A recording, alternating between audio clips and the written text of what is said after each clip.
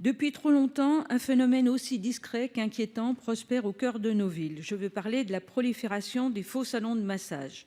À Paris, cela constitue un phénomène préoccupant, tant en matière de sécurité que de dignité humaine. Aujourd'hui, c'est près de 430 établissements qui sont recensés dans la capitale, 50 dans le 17e arrondissement qui me tient à cœur.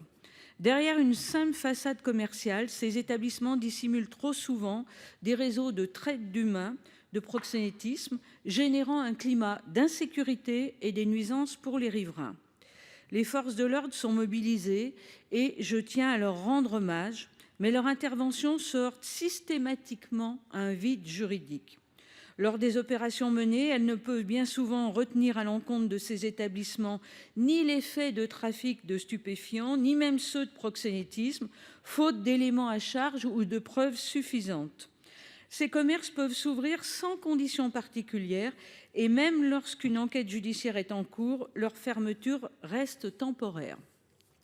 Madame la ministre, face à l'objectif de fermeture totale de ces établissements, fixé par le projet de circulaire interministériel pour l'égalité entre les femmes et les hommes, pouvez-vous nous indiquer quelles sont les mesures concrètes qu'on pourrait envisager pour combler l'absence de cadre réglementaire pour réguler ces activités illégales?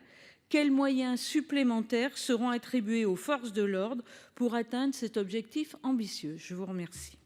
Merci, chers collègues. Madame la ministre Aurore Bergé, ministre déléguée chargée de l'égalité entre les femmes et les hommes et de la lutte contre les discriminations. C'est à vous la parole, Madame la ministre. Merci, Monsieur le Président, Mesdames et Messieurs les sénateurs. Madame la sénatrice Catherine Dumas, permettez-moi aussi de saluer l'engagement qui est le vôtre en tant qu'élue de Paris sur ce sujet qui est absolument déterminant, puisqu'on parle d'exploitation sexuelle, de traite des êtres humains. On parle aussi de la tranquillité du voisinage, de problèmes de sécurité qui sont évidemment posés, puisque derrière ces façades, eh bien, il y a une réalité sinistre, glauque, qui est encore une fois l'exploitation sexuelle et la prostitution.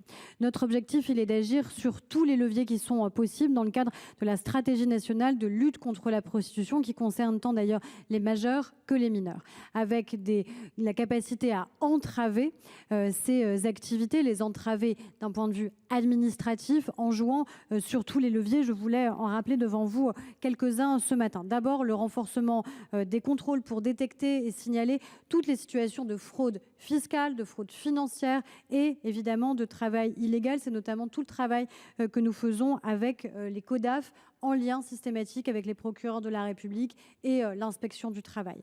C'est enfin la coordination et la mobilisation de l'ensemble des acteurs de manière à regarder partout où ils agissent, y compris via les réseaux sociaux et avec un appui possible des groupes interministériels de recherche et un échange d'informations encadré entre l'ensemble de nos services.